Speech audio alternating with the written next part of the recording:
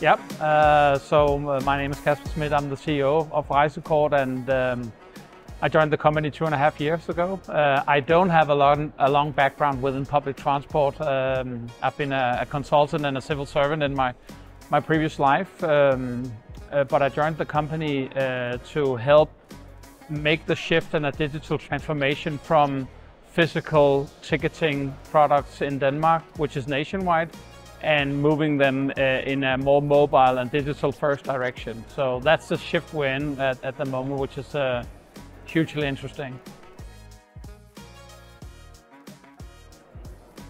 I think nationwide, and I think in the sort of digital mature countries, we see in other sectors a huge shift towards using the mobile phone as means of device. For example, in the financial sector, using wallet-based solution instead of the physical credit card.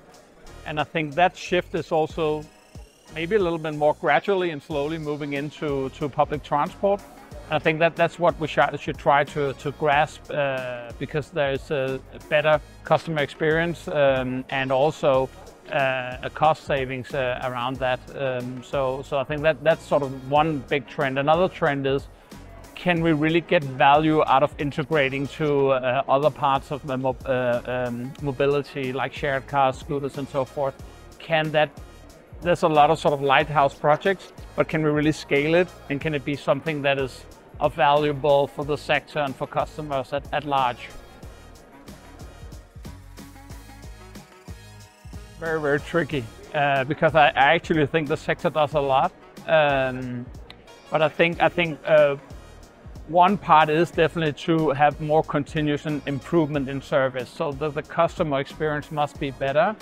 I think also regulation in terms of car restrictions, in terms of parkings in cities and stuff like that, is also something that you need to do.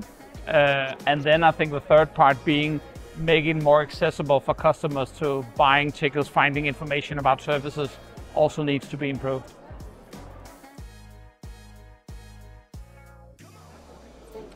Well, I think making it as easy and seamlessly as when we subscribe to Netflix, Spotify, like all these kind of services that we use in our daily life, I think we need to have a service level in public transport that works as well. Pricing, also, we need to also look at the pricing issue. So how flexible, what kind of products and flexibility in terms of pricing can we make? And then I think in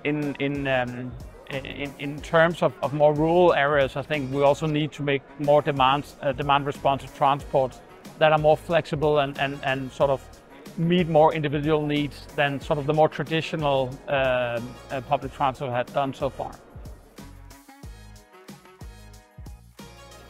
Yeah, well, I've enjoyed it. I've enjoyed it so far. I think it has a good mix of meeting and networking with peers that are in other companies that looks like myself. Also the industry that supply you with new knowledge on what kind of features, what kind of technologies are out there, how can they be helpful in sort of transforming public transport. So I think it's been a good experience so far.